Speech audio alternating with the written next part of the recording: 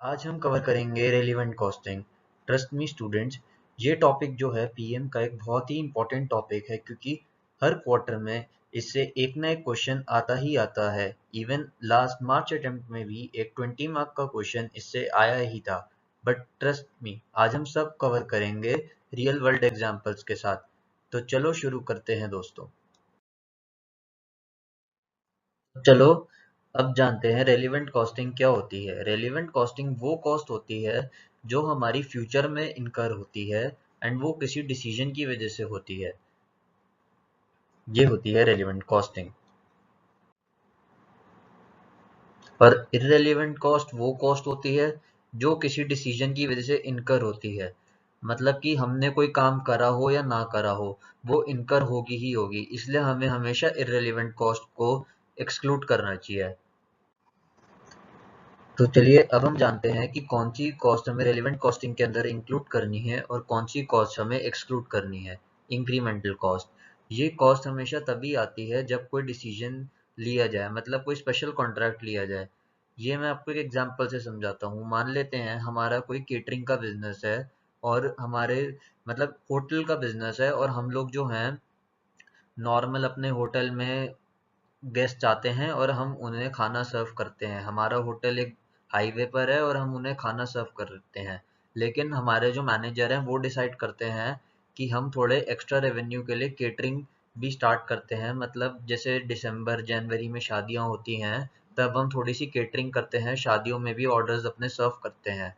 तो उसके लिए एक्स्ट्रा सिलेंडर्स की कॉस्ट आ जाएगी, एक्स्ट्रा वेजिटेबल्स की कॉस्ट आ जाएगी, टेबल्स की थोड़ी सी जहाँ पे चॉपिंग वगैरह होएगी, थोड़े से एक्स्ट्रा नाइफ्स वगैरह की कॉस्ट आएगी, लेबर की कॉस्ट आएगी। ये सिर्फ तभी आएगी क्योंकि हमने शादी वगैरह का ऑर्डर ले लिया है। अगर हम वो ऑर्डर नहीं लेंगे शादियों का या पार्टीज का, तो ये कॉस्ट तब नहीं आएगी। इसलिए इस कॉस्ट को हम तभी इंक्लूड करेंगे अगर हम वो शादियों का ऑर्डर लेंगे, तो इसलिए वो कॉस्ट कहलाई जाएगी इंक्रीमेंटल कॉस्ट।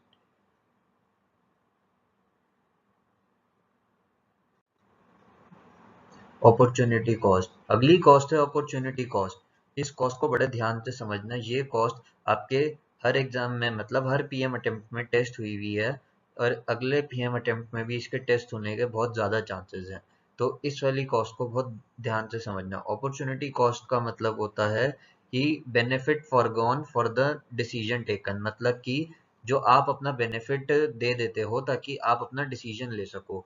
मतलब कि आप जो अपना बेनिफिट छोड़ देते हो ताकि जो आपका स्पेशल कॉन्ट्रैक्ट है आप उसको ले सको। आपको मैं रियल वर्ल्ड एग्जांपल से समझाता हूँ। मान लेते हैं कि आजकल जैसे आप लोगों ने देखा ही होगा, सिलेंडर की काफी शॉर्टेज चल रही है। तो ये चीज आपने देखी ही होगी कि अब जैसे केटरिंग के एग्जांपल से लेते हैं, आजकल सिलेंडर की शॉर्टेज है।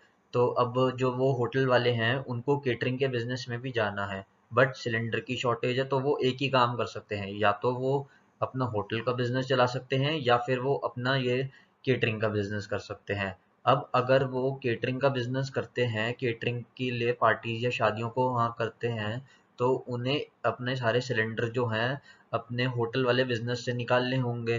तो वो उन्हें अपना मतलब होटल थोड़े टाइम के लिए बंद करना होगा, लेकिन जिस टाइम में वो होटल जो चल रहा था वो बंद रहेगा, वो उस टाइम पे $20,000 की कंट्रीब्यूशन जनरेट कर रहा था, वो कंट्रीब्यूशन जनरेट नहीं होगी। तो हमें जब हम मतलब जो शादी पार्टी जो जब हम कॉन्ट्रैक्ट उसको लिखेंगे, तो हम उसमें जब मटेरियल लेबर की कॉस्ट ऐड करेंगे, तो हम उसमें वो $20,000 का कंट्रीब्यूशन भी ऐड करेंगे जो हमने होटल से लूज करा था, क्योंकि ये है हमारी अपॉर्चुनिटी कॉस्ट जो हमने लूज कर दी थी। अब हम बात करते हैं इंक्रीमेंटल फिक्स्ड ओवरहेड्स कॉस्ट की। ये एक ऐसी कॉस्ट है जहाँ पे बहुत स्टूडेंट्स कंफ्यूज होते हैं। इंक्रीमेंटल फिक्स्ड ओवरहेड्स कॉस्ट मतलब स्टूडेंट समझते हैं फिक्स्ड कॉस्ट ही तो है, मतलब एक्सक्लूड करो, लेकिन नहीं। इसका मतलब ये है कि ये वो वाली फिक्स्ड कॉस्ट है जो स्पेशल डिसीजन की वजह से आई है। इसको भी एग्जांपल से समझाता हूँ कि जैसे मान लो वो केटरिंग का बिजनेस ही था, होटल और केटरिंग का बिजनेस ही। अब जो होटल था वो केटरिंग बिजनेस में एंटर हुआ। अब मान लो वो कोई जब वो केटरिंग बिजनेस में एंटर हुआ, जो हमारा होटल था वो केटरिंग बिजनेस में एंटर हुआ, तो वो कोई स्पेशल फ्रिज को रेंट पे लेता है या अपनी वेजिटेबल्स को रखने के लिए, ताकि वो वेजिटेबल्स खराब ना हो। तो वो उसका रेंट भरेगा। लेकिन ये जो फ्रिज उसने रेंट पे लिया है, ये उसने तभी लिया है ताकि वो मतलब केटरिंग के बिजनेस में एंटर करा है। अगर वो मतलब इसमें एंटर नहीं करेगा केटरिंग के बिजनेस में, तो वो ये फ्रिज रेंट पे नहीं लेगा। तो ये फिक्स्ड कॉस्ट जो है इसलिए आई है क्योंकि उसने स्पेशल कॉन्ट्रैक्ट को लिया है, इसलिए इस वाली फिक्स्ड कॉस्ट को हम हमेशा इंक्लूड करेंगे। तो चलो अब हम जानते हैं वो कॉस्ट जो हमें रेलिवेंट कॉस्टिंग के अंदर एक्सक्लूड करनी है। सबसे पहला है डेप्रिसिएशन।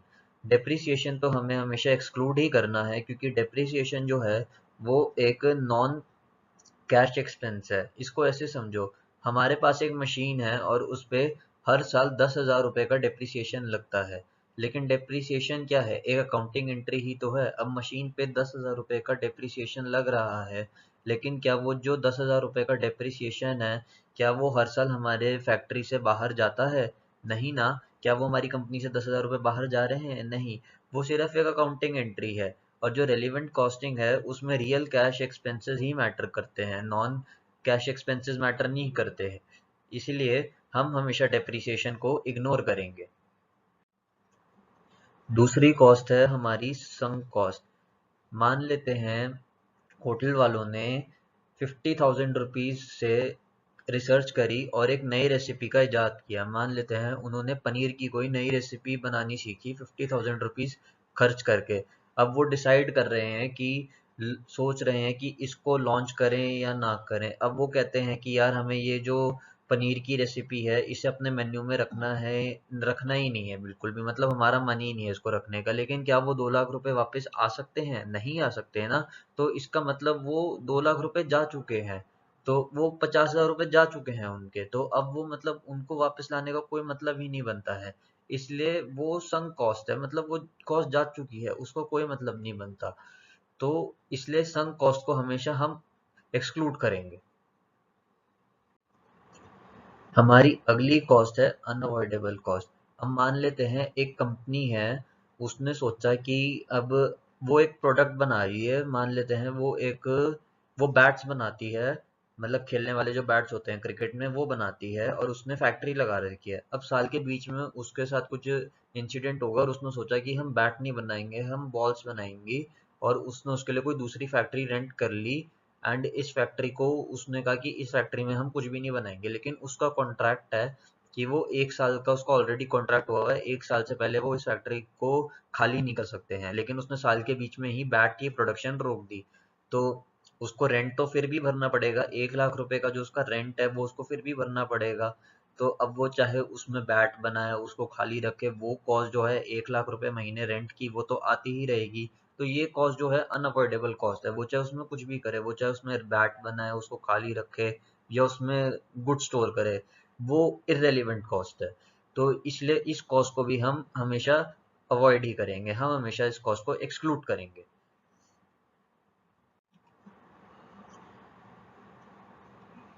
पोर्शन फिक्स्ड कॉस्ट, ये कॉन्सेप्ट बहुत ही इंपॉर्टेंट है और ये कॉन्सेप्ट जो है एग्जाम में ट्रैप करने के लिए आता है। ये मैं आपको एक रियल एग्जांपल से समझाता हूँ। अब मान लो एक फैक्ट्री है और उसका टोटल इलेक्ट्रिसिटी बिल जो है 60,000 का आता है पर मंथ। और वो उस फैक्ट्री में दो प्रोडक्ट्स बनते हैं, प्रोडक्ट ए प्रोडक्ट बी। अब जो मैनेजर है उसने जो इलेक्ट्रिसिटी बिल है 60,000 का उसको स्प्लिट कर दिया टू पार्ट्स में। प्रोडक्ट ए को दे दिया 20,000 और प्रोडक्ट बी को दे दिया 40,000 मशीन आवर्स के बेसिस पे। अब कहते हैं, अब मान लेते हैं कि कंपनी जो है वो डिसाइड करती है कि प्रोडक्ट ए को बंद कर देते हैं क्योंकि उससे सफिशिएंट कंट्रीब्यूशन नहीं आ रहा है। तो क्या जो 60,000 का बिजली का बिल है वो 60,000 से घट के 40,000 पे आ जाएगा? नहीं आएगा ना। तो इसलिए हमें जो वो बिजली का बिल है हमें हमेशा उसे एक्सक्लूड करना है। इसे ही कहते हैं अपोर्शन फिक्स्ड ओवरहेड। लेकिन अगर मान लेते हैं वो प्रोडक्ट को बंद करने से वो बिजली का बिल जो है वो 60,000 से घट के 40,000 पे आ जाता है, तो हमें हमेशा उस वाली रेलिवेंट कॉस्ट को हमेशा इंक्लूड करना है। यही डिफरेंट होता है अपोर्शन फिक्स्ड ओवरहेड में और इंक्रीमेंटल फिक्स्ड ओवरहेड में। हमारी आखिरी कॉस्ट है फाइनेंसिंग कॉस्ट, यानी कि फाइनेंसिंग कैश फ्लोज। ये कॉस्ट को हम हमेशा एक्सक्लूड करते हैं क्योंकि जो रेलिवेंट कॉस्ट होती है वो हम हमेशा ऑपरेटिंग डिसीजंस के लिए देखते हैं, फाइनेंसिंग डिसीजंस के लिए नहीं देखते हैं। मान लेते हैं एक कंपनी ने लोन लिया 10 लाख का और उस 10 लाख के लोन पे 50,000 का इंटरेस्ट आ रहा है। अब वो स्पेशल ऑर्डर कंपनी ने एक्सेप्ट किया या नहीं, वो लोन पे इंटरेस्ट जो है 50,000 का तो आएगा ही। तो उस लोन पे मतलब वो अगर कंपनी जो है वो 50,000 अगर कंपनी मान लेते हैं वो उस स्पेशल ऑर्डर को एक्सेप्ट करती है या नहीं करती है, उसमें हमेशा वो जो 50,000 का इंटरेस्ट है वो हमें कभी भी इंक्लूड नहीं करना है। यही है कि मतलब जो कंपनी है वो हमेशा ऑपरेटिंग एक्टिविटीज को देखती है, वो कभी भी फाइनेंशियल डिसीजंस को नहीं देखती है। तो चलिए दोस्तों, अब मैं आपको रेलिवेंट कॉस्ट ऑफ मटेरियल्स का कॉन्सेप्ट समझाता हूँ। एंड ट्रस्ट मी दोस्तों, इस कॉन्सेप्ट का एग्जाम में टेस्ट होने की प्रोबेबिलिटी 60 to 70% है। एंड इस पे जो क्वेश्चंस आते हैं बहुत ही मतलब नेक्स्ट लेवल के क्वेश्चंस आते हैं। एंड मैं हमेशा अपने स्टूडेंट्स को यही टेबल देता हूँ, इवन मैंने अपने एग्जाम में भी इसी टेबल का यूज़ किया था। एंड ट्रस्ट मी, अगर आप ये टेबल एक बार समझ लोगे तो आपके लिए एग्जाम में कोई भी question relevant cost of materials के टॉपिक पे करना मुश्किल नहीं रहेगा। अब मान लेते हैं कंपनी जो है वो उसके अदर ऑपरेशंस मतलब कि रेगुलर ऑपरेशंस में मटेरियल्स को यूज़ करती है, लेकिन अब उसको मिला है एक स्पेशल कॉन्ट्रैक्ट, तो उसमें भी उसको मटेरियल चाहिए। लेकिन अगर वो मटेरियल जो है वो उसके यूज़ में है, लेकिन वो मार्केट में अवेलेबल है, तो कम जो वो मान लेते हैं कि जो स्पेशल कॉन्ट्रैक्ट मान लेते हैं कि वो कंपनी ने एक्सेप्ट कर लिया है, लेकिन जो वो मटेरियल वो उसको यूज़ करना है, वो जो मटेरियल है वो मार्केट में ऑलरेडी अवेलेबल है, ठीक है, लेकिन वो उसकी इन्वेंट्री में अवेलेबल नहीं है। तो जो कंपनी जो है वो उस मटेरियल को हमेशा रिप्लेसमेंट कॉस्ट मतलब कि मार्केट वैल्यू पे परचेज करेगी। कि मतलब कि अब मान लेते हैं कि मैं मान लो कि वो जो केटरिंग वाला बिजनेस था, वो केटरिंग वाला बिजनेस जो था वो पनीर बेचता मतलब उसको एक स्पेशल कॉन्ट्रैक्ट मिला कि उसको किसी पार्टी के लिए शाही पनीर बनाना है, ठीक है ना। लेकिन इस स्पेशल प्रोजेक्ट के लिए शाही पनीर बनाना है, ठीक है, पार्टी के लिए, लेकिन उसके पास पनीर नहीं था। और जो मतलब उसका जो यूज था उसमें सारा पनीर लगा हुआ था। तो उसके पास ऑप्शन है, या तो वो मार्केट से खरीद लेगा, जो मार्केट में पनीर है पनीर खरीद लेगा, जो मार्केट का प्राइस चल रहा है, जो मार्केट में पनीर का भाव चल रहा है उस रेट पे वो पनीर खरीद लेगा। या फिर अगर पनीर मार्केट में अवेलेबल ही नहीं है, मार्केट में पनीर की शॉर्टेज हो गई है, तो जो अपने जो उसका नॉर्मल यूज है पनीर का, जो वो अपने होटल में पनीर यूज कर रहा है, वो उसको वहां से ट्रांसफर करेगा पनीर को। लेकिन जब वो पनीर को ट्रांसफर करेगा तो जो पनीर की सब्जियों से उसको कंट्रीब्यूशन मिल रहा है, वो उस वाले प्राइस पे उसको करेगा। जो उसको पनीर की कॉस्ट तो ट्रांसफर होगी ही होगी, लेकिन जो वो पनीर से कंट्रीब्यूशन अर्न करता है उसको भी हमें ऐड करना पड़ेगा। लेकिन अब हम समझते हैं कि मान लो कि उसने एक स्पेशल कॉन्ट्रैक्ट लिया, अब उसको बनानी है भिंडी की सब्जी, ठीक है। अब मान लो कि उसने स्पेशल कॉन्ट्रैक्ट लिया दूसरी पार्टी पे, वो पार्टी कहती है कि भाई आप आओ और आप हमारे लिए भिंडी की सब्जी बना दो, ठीक है ना। अब वो वाली जो है कंपनी, उसके पास जो भिंडी है, भिंडी पड़ी है उसकी इन्वेंट्री में, ठीक है ना, लेकिन भिंडी उसके किसी इस्तेमाल की नहीं है इन्वेंट्री में, वो अपने होटल में भिंडी बेचती ही नहीं है। वो कहते हैं यार भिंडी कोई खरीदता ही नहीं है, हम क्या करेंगे भिंडी का, तो भिंडी तो भाई रहने दो, भिंडी का क्या ही करना है। तो इसमें हमारे पास दो ऑप्शन होती है, मतलब ऑप्शन तो हमें एक ही यूज करनी है, जो कि होगी इन दोनों में से बड़ी जो होगी, मतलब हाइयर होगी इन दोनों में से। या तो भिंडी की स्क्रैप वैल्यू, मान लो कि भिंडी बाजार में मतलब आज मतलब भिंडी की स्क्रैप वैल्यू हो गई, जो हमारी भिंडी की मार्केट जो हमारी इन्वेंट्री है उसकी स्क्रैप वैल्यू, क्योंकि वो गल चुकी है, थोड़ी बहुत खराब हो चुकी है, इसलिए उसकी स्क्रैप वैल्यू आ जाए 2 रुपए किलो, ठीक है ना। मान लेते हैं उसकी 2 रुपए किलो है, ठीक है ना, वैल्यू। लेकिन अब मान लेते हैं कि हमारी भिंडी का एक ऑल्टरनेटिव है, ठीक है ना, कि हम भिंडी में थोड़ा सा मिर्च मसाला डाल के भून भान के हम मतलब इधर उधर करके उसका सैलेड बना सकते हैं, ठीक है ना। तो तब भिंडी की वैल्यू बन जाएगी 10 रुपए किलो, ठीक है ना। तो अब इन दोनों में से जो हाइयर है, हमें वो वाली वैल्यू लेनी है। कौन सी वैल्यू हाइयर है इन दोनों में? ऑब्वियसली 10 रुपए हाइयर है ना, तो इसलिए हम हमेशा वही वाली वैल्यू लेंगे। ये टेबल को आपको हमेशा याद में रखना है, क्योंकि अगर आपको ये टेबल याद हो गया तो फिर आप रेलिवेंट कॉस्ट ऑफ मटेरियल के ऊपर कोई भी क्वेश्चन आ जाए एग्जाम में, आप कभी भी गलती नहीं करोगे। तो जैसा कि मैंने पहले डिस्कस किया था, ये फिक्स कॉस्ट के रिगार्डिंग कुछ इंपॉर्टेंट पॉइंट्स हैं। इन सारे पॉइंट्स को आप ज़रूर से याद रखना, क्योंकि ये पॉइंट्स जो हैं आप सबको बहुत हेल्प करने वाले हैं एग्जाम में, और आपको हेल्प करेंगे कि कौन कौन सी फिक्स कॉस्ट को आपको इंक्लूड करना है और किस फिक्स कॉस्ट को आपको एक्सक्लूड करना है। यही आपकी हेल्प करेंगे कि कैसे आपको रेलिवेंट कॉस्ट को इंक्लूड करना है, एक्सक्लूड करना है और रेलिवेंट कॉस्ट को डिसाइड करना है। तो चलो अब बात करते हैं वन ऑफ कॉन्ट्रैक्ट्स की। मान लेते हैं एक कंपनी है शर्मा कंस्ट्रक्शंस, जो सिर्फ घर बनाती है, वो और कोई किसी सेक्टर में बिल्डिंग्स नहीं बनाती है। अब एक और कंपनी है मिसेस वर्मा, जो अपने ऑफिस के लिए बिल्डिंग बनाने के लिए कंपनी ढूंढ रही है। उन्होंने शर्मा कंस्ट्रक्शंस का काम देखा और कहा मिस्टर शर्मा को, मिस्टर शर्मा, आपके जो घर हैं बहुत अच्छे हैं, आपका कंस्ट्रक्शन का काम बहुत अच्छा है, क्या आप हमारे लिए ऑफिसेज बनाएंगे? शर्मा जी ने कहा कि हाँ जी ज़रूर, हम आपके लिए ऑफिसेज बनाएंगे। अब आप बताओ, ये जो ऑफिस बनाने का काम है रोज रोज का काम है, मतलब डेली के ऑपरेशन है, या फिर एक बार का काम है? एक बार का कॉन्ट्रैक्ट है ना, तो एक ही बार का कॉन्ट्रैक्ट है। तो ऐसे में जो हमारा मिनिमम प्राइस होता है, वो सिर्फ जो हमारे कॉन्ट्रैक्ट की जो कॉस्ट होती है, मतलब मटेरियल कॉस्ट, लेबर कॉस्ट, हम सिर्फ उसी को देखते हैं जिस पे हमें ब्रेक इवन मिलता है, मतलब नो प्रॉफिट नो लॉस। इससे कम हमें होएगा तो हम उसे ऑफर को रिजेक्ट कर देंगे। इसी को हम मिनिमम प्राइस बोलते हैं। मतलब मिनिमम प्राइस वो प्राइस होता है कि जहाँ पे हम सिर्फ मटेरियल को, लेबर को, अदर कॉस्ट को ऐड करते हैं, एंड इसी पे ब्रेक इवन होता है। अगर इससे कम हमें मिल रहा होता है तो हम ऑफर को रिजेक्ट कर देंगे, और इससे ज़्यादा मिल रहा है तो वो हमारा प्रॉफिट होता है। लेकिन हाँ, इस वाली चीज़ में हम संक कॉस्ट, एब्जॉर्ब्ड ओवरहेड्स, इन सबको हम इग्नोर करते हैं। अब हम जानते हैं वन ऑफ कॉन्ट्रैक्ट्स की कुछ और कंसिडरेशन जिनका हमें एग्जाम में खास ख्याल रखना है, कि कभी कभी जो मिनिमम प्राइस होता है, वो जो होता है मिनिमम प्राइस जो होता है वो, मतलब जो मिनिमम प्राइस होता है वो एक कॉन्ट्रैक्ट के लिए तो ठीक है, लेकिन अगर हम हमेशा सारे प्रोडक्ट्स के लिए, सारे कॉन्ट्रैक्ट्स के लिए रखेंगे तो हमें हमेशा लॉस हो जाएगा।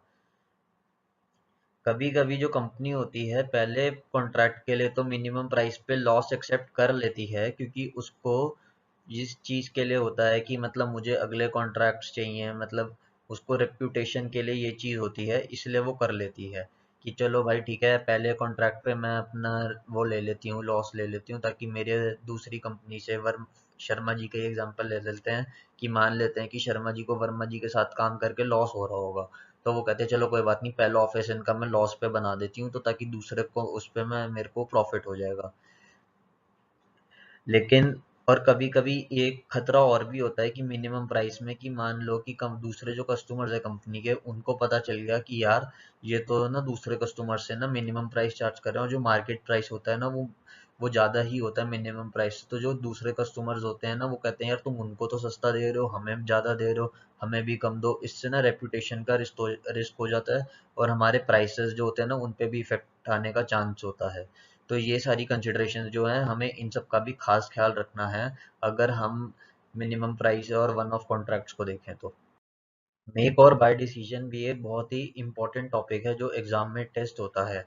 अब मान लेते हैं कि मेक और बाय डिसीजन का जो टॉपिक, मेक और बाय डिसीजन मतलब कि हमें जो प्रोडक्ट है उसको हमें घर के अंदर बनाना है, अपनी फैक्ट्री में बनाना है, या बाहर से खरीदना है, इस चीज़ का डिसीजन हम कैसे लें। कि अब मान लो या तो कोई वेरिएबल फैक्टर, मतलब कोई लिमिटिंग फैक्टर है नहीं, तो प्रोडक्ट की वो देखो, वेरिएबल कॉस्ट अपनी फैक्ट्री में बनाने की और उसका एक्सटर्नल परचेज प्राइस, दोनों को कंपेयर करो, और जो उनमें से मतलब कम हो फिर उसको सिलेक्ट करो। अब मान लो कि मेरी फैक्ट्री में बनाने की कॉस्ट कम है, तो मैं उस प्रोडक्ट को अपने घर में ही बनाऊंगा, अपनी फैक्ट्री में ही बनाऊंगा। लेकिन अब अगर उस प्रोडक्ट को बाहर से खरीदने की कॉस्ट ज़्यादा है, वो कॉस्ट कम है, तो फिर मैं उसको अपने बाहर के एक्सटर्नल सप्लायर से खरीदूंगा। लेकिन अब अगर कोई एक्सटर्नल फैक्टर है कि जैसे मान लो कि मेरे जो लेबर आवर्स हैं वो लिमिटेड हैं, या फिर मेरे जो मशीन आवर्स हैं वो लिमिटेड हैं, तो मैं इन स्टेप्स को फॉलो करूंगा कि सबसे पहले जो है मैं हर प्रोडक्ट की कंट्रीब्यूशन निकालूंगा। उसके बाद फिर मैं कंट्रीब्यूशन पर लिमिटिंग फैक्टर निकालूंगा। उसके बाद मैं हर प्रोडक्ट को रैंक करूंगा कि मुझे सबसे पहले कौन सा प्रोडक्ट बनाना है और मेरी हर प्रोडक्ट पे कितनी सेविंग्स हो रही है। उसके बाद मैं स्कार्स प्रोडक्ट को देखूंगा कि ताकि मेरे प्रोडक्ट जो है फुल्ली यूज्ड अप हो जाएं, और कौन से प्रोडक्ट की मेरी अनसेटिस्फाइड डिमांड है, और फिर मैं देखूंगा कि जो सबसे ज़्यादा प्रोडक्ट है जिस पे मुझे हर लिमिटिंग फैक्टर पे मेरे को सबसे कम कंट्रीब्यूशन मिल रही है, मतलब कि अगर मेरा जो वो प्रोडक्ट है अगर वो लिमिटिंग फैक्टर को यूज़ करता है सबसे ज़्यादा, तो सबसे कम कंट्रीब्यूशन देता है, उसको मैं एक्सटर्नली बाय करूंगा। सिर्फ फाइनेंशियली नहीं, हमें अदर सोशल फैक्टर्स को भी देखना है जब हम प्रोडक्ट्स को बाहर से सोर्स करते हैं। मतलब कि जो हमारा एक्सटर्नल सप्लायर है वो क्या रिलायबल है, कि क्या मतलब कि क्या वो नया सप्लायर है या फिर वो बाहर का सप्लायर है। मतलब मान लो बाटा जो है वो, मान लो कि वो डिसाइड करता है कि वो अपने जो शूज़ का सोल है वो बाहर से खरीदेगा, लेकिन क्या जो सप्लायर से वो अपने शूज़ का सोल खरीद रहा है, क्या वो एक नया सप्लायर है या फिर वो एक पुराना सप्लायर है? क्या वो सप्लायर टाइम पे डिलीवरी दे पाएगा, या फिर वो सिर्फ एक अभी तो प्रॉमिस कर रहा है कि हाँ मैं टाइम पे डिलीवरी दे दूंगा, लेकिन जब डिलीवरी का टाइम आएगा वो लेट हो रहा है? क्या वो क्वालिटी प्रोवाइड कर पाएगा? क्या उस जो जिसने प्रॉमिस किया है कि भाई मैं तुम्हारे को टाइम पे डिलीवरी दे दूंगा, मैं तुम्हारे को सोल्स दे दूंगा शूज के, क्या उसके पास वो उसी सोल को बनाने के स्किल्स हैं, स्पेशल स्किल्स, या फिर वो सिर्फ एक नॉर्मल से ही स्किल्स हैं उसके पास? अब अगर बाटा जो है वो अपने मान लेते हैं जो सोल्स है उनको वो कहता है कि चलो मैं बाहर जो है इनको वो कर देता हूँ, आउटसोर्स कर देता हूँ, कि भाई चलो हम बाहर से खरीदेंगे। तो जो कुछ लेबर थी, कुछ उसका मटेरियल था, वो उसकी मैन्युफैक्चरिंग में जा रहा था सोल्स की, अब वो फ्री हो गया तो हम उसको कहाँ पे यूज करेंगे? हमें इस क्वेश्चन के आंसर के लिए भी रेडी रहना होगा कि चलो ठीक है मटेरियल तो हम किसी और चीज़ में डिप्लॉय कर सकते हैं, कि चलो हमने वो किसी शू की उसमें कर दिया, शू की उसमें भी नहीं हुआ तो वो हमें स्क्रैप पे बेचना पड़ेगा। हमें लेबर का भी सोचना पड़ेगा कि लेबर का हमें क्या करना है, कि क्या वो लेबर जो है शू के उसमें डिप्लॉय हो सकती है, क्या वो पैकेजिंग या कहीं और शू बनाने में, या वो क्लीनिंग में, या फिर वो हमारे शोरूम्स में डिप्लॉय हो सकती है? अगर नहीं तो हमें उसे रिडंडेंसी करनी होगी। अगर वो रिडंडेंसी होगी तो इस फैक्ट को भी हमें ध्यान में रखना होगा कि रिडंडेंसी से हमारे ऊपर बहुत सारे सोशल फैक्टर्स आ सकते हैं। मतलब कि हमारी मतलब जो सोशल इमेज है, जो हमारी इमेज है मार्केट में, वो खराब हो सकती है कि ये कंपनी जो अपने एम्प्लॉयज़ को निकालती है, ये कंपनी तो मतलब अच्छी कंपनी नहीं है। लीगल फैक्टर्स भी हम फेस कर सकते हैं कि मतलब देखो एम्प्लॉयज़ को निकाल दिया तो यार देखो कंपनी अच्छी नहीं है, कंपनी पे लीगल क्लेम्स हो सकते हैं। इसीलिए अगर हम कॉन्फिडेंस अगर हम सोल्स को बाहर आउटसोर्स करते हैं तो कॉन्फिडेंशियलिटी का इशू आ सकता है, क्योंकि देखो अब बाटा क्लेम करता है कि यार हमारा जो सोल है ना इसमें ना आपका पैर जो है ना हमेशा ना मुलायम ही रहेगा, मतलब आपके आपके पैर को ना फील ही नहीं होगा कि आपने जूता पहना हुआ है। अब वो अपने सोल का जो वो सीक्रेट है ना वो जाके बाहर के सप्लायर को देगा, तो यार कॉन्फिडेंशियलिटी का तो इशू आएगा ही ना, कि भाई देखो हम तो ऐसे ही अपना सोल बनाते थे कि लोगों को ना फील ही ना हो तो कि उसने जूता पहना हुआ है। अब आपको भी ऐसा सोल बनाना पड़ेगा, तो बाहर वाला भी सेम सोल बनाएगा तो कॉन्फिडेंशियलिटी का इशू आएगा। कल को बाहर वाला सप्लायर कह सकता है चलो ठीक है अब हमें उनके सोल का सीक्रेट पता चल गया है, अब हमें काम करते हैं एक जूता का डिजाइन करवाते हैं कहीं से बाहर से, अपना ही जूता लॉन्च कर देते हैं थोड़े कम प्राइस में, बस। फिर एक हो गया ना मार्केट में कॉम्पिटिटर खड़ा हुआ। और फिर कस्टमर का रिएक्शन, कि मान लो कि जो उसने सप्लायर ने जो सोल दिया है क्या वो अच्छी क्वालिटी का है, उस पे कस्टमर का क्या रिएक्शन है। मान लो उसने क्वालिटी ऐसी नहीं दी जैसी बाटा बना रहा था, तो उस पे कस्टमर का रिएक्शन खराब आ गया, तो उससे सेल्स डाउन हो गई, कस्टमर ने अच्छे से उसको रिसीव नहीं किया। ये सारे फैक्टर्स को हमें कंसिडर करना पड़ेगा बिफोर हमें, मतलब अगर हम किसी सप्लायर को दे रहे हैं कि भाई तुम हमारा जो सोल है उसको मैन्युफैक्चर करो और हमें दो। तो चलिए आज अब हम करते हैं आज का इम्पोर्टेंट और last topic, further processing decision. And trust me, अगर ये टेबल एक बार आप लोगों को समझ में आ गया तो फर्दर प्रोसेसिंग डिसीजंस का टॉपिक आपको समझ में आ जाएगा और एग्जाम में ये टॉपिक करने में आपको कोई दिक्कत नहीं होगी।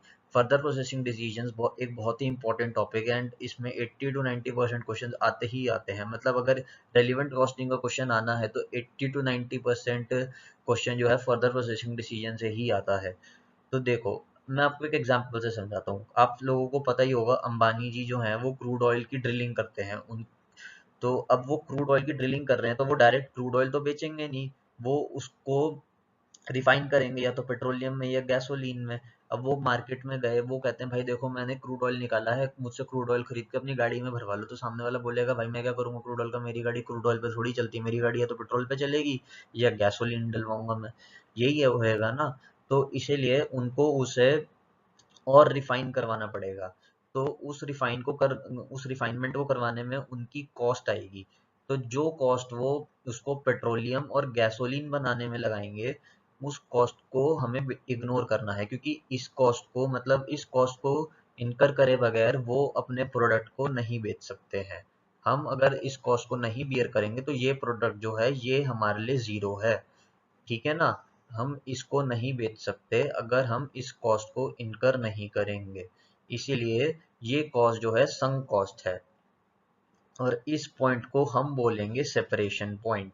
यहाँ पे मतलब जो है हमारे एक प्रोडक्ट से दो प्रोडक्ट्स हो गए, तीन प्रोडक्ट्स हो जाते हैं, इसीलिए हम इसको सेपरेशन पॉइंट बोलेंगे। अब मान लेते हैं कि पेट्रोलियम जो है, पेट्रोलियम का आगे कुछ नहीं हो सकता, पेट्रोलियम आगे किसी प्रोडक्ट में नहीं बन सकता। लेकिन गैसोलीन जो है वो आगे एक और प्रोडक्ट में बन सकता है अगर हम उसकी और प्रोसेसिंग करेंगे, ठीक है ना। तो अगर हम उसमें और कॉस्ट करेंगे, उसकी और कॉस्ट लगाएंगे तो वो बनेगा इथेनॉल। लेकिन इथेनॉल से तभी हमें प्रॉफिट आएगा जब हम उसमें प्रोसेसिंग कॉस्ट डालेंगे, जब हम उसमें प्रोसेसिंग कॉस्ट लगाएंगे, ठीक है ना। तो ये कॉस्ट जो है ये है हमारी इंक्रीमेंटल कॉस्ट। मतलब कि अगर हमें रेवेन्यू इसमें से अच्छा आ रहा है, पहले हम देखेंगे हमें इथेनॉल बेच के कितना रेवेन्यू आ रहा है। अब मान लो हमें रेवेन्यू इससे आ रहा है 1 लाख का रेवेन्यू, ठीक है ना, और इससे कॉस्ट आ रही है हमारी 20,000 की, ठीक है ना। तो हमारा जो इंक्रीमेंटल प्रॉफिट हुआ वो हुआ 80,000 का, ठीक है। लेकिन अब हमारा जो रेवेन्यू है सेपरेशन पॉइंट पे वो है सिर्फ 70,000 का। मतलब अगर हम गैसोलीन बेचेंगे तो वो हमारा रेवेन्यू है 70,000 का। हम ये वाली कॉस्ट तो देखेंगे ही नहीं, क्योंकि ये कॉस्ट है सम कॉस्ट, क्योंकि इसको इनकर करे बगैर हम बेच ही नहीं सकते। तो इसलिए हमारा यहाँ पे तो रेवेन्यू है 70,000, लेकिन यहाँ पे हमारा रेवेन्यू है 1 लाख। लेकिन यहाँ पे एक हमारी कॉस्ट भी है 20,000 की, क्योंकि ये कॉस्ट जो है हमें इंकर करनी ही पड़ेगी, ये कॉस्ट भी हमें इंकर करनी पड़ेगी। वो हमारी मर्जी है हम करें या ना करें। अगर हम ये कॉस्ट इंकर नहीं करते तो 1 लाख का रेवेन्यू भी नहीं आएगा, इसलिए ये कॉस्ट हमें इंकर करनी है। तो हमारा 80,000 का प्रॉफिट आता है। तो अब देखा जाए तो ये प्रॉफिट बड़ा है, इसलिए हम इसको फर्दर प्रोसेस करेंगे। लेकिन मान लो अब अगर यहाँ पे 80,000 की जगह यहाँ पे 40,000 की कॉस्ट होती और यहाँ पे 60,000 का प्रॉफिट होता, तो क्या हम इस वाले को मतलब प्रोसेस करते, गैसोलीन को फर्दर प्रोसेस करते? नहीं करते, क्योंकि जो हमारा फर्दर प्रोसेस के बाद इंक्रीमेंटल प्रॉफिट है वो कम आ रहा है रेवेन्यू एट सेपरेशन पॉइंट से, इसलिए हम उसको फिर फर्दर प्रोसेस नहीं करते। कभी कभी ऐसा भी होता है कि मान लो कि हम जब फर्दर प्रोसेसिंग करते हैं ना, तो जो हमारा जो मतलब फर्दर प्रोसेसिंग करते हैं तो हमारा ना लॉस भी होता है। कि जैसे मान लो कि अब ये 100 है, ठीक है ना, मान लो ये 100 लीटर है, ठीक है। अब 100 लीटर है तो अब मैं इसको प्रोसेस करूंगा, तो प्रोसेसिंग में कुछ चीज़ें लूज भी होंगी, कुछ चीज़ें खराब हो जाएंगी, तो ये मेरा सिर्फ 95 लीटर बचेगा, ठीक है ना।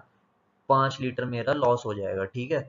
अब वो 5 लीटर जो मेरा लॉस होएगा ना, वो लॉस जो है ना मैं उसको कभी कभी उसको बेच सकता हूँ, लेकिन नॉर्मल प्राइस पे नहीं बेच सकता, मैं उसको सिर्फ स्क्रैप वैल्यू पे बेच सकता हूँ, और वो स्क्रैप वैल्यू जो है वो मेरे को क्वेश्चन में गिवन होगी। एंड जो ये जैसे ये रेवेन्यू आफ्टर फर्दर प्रोसेसिंग है, वो 5 लीटर जो है वो मेरा बिकेगा रेवेन्यू, वो स्क्रैप वैल्यू पे बिकेगा, और वो जो स्क्रैप वैल्यू है वो हमेशा हमें क्वेश्चन में दी होगी। इन सब चीज़ों का हमें खास ख्याल रखना है।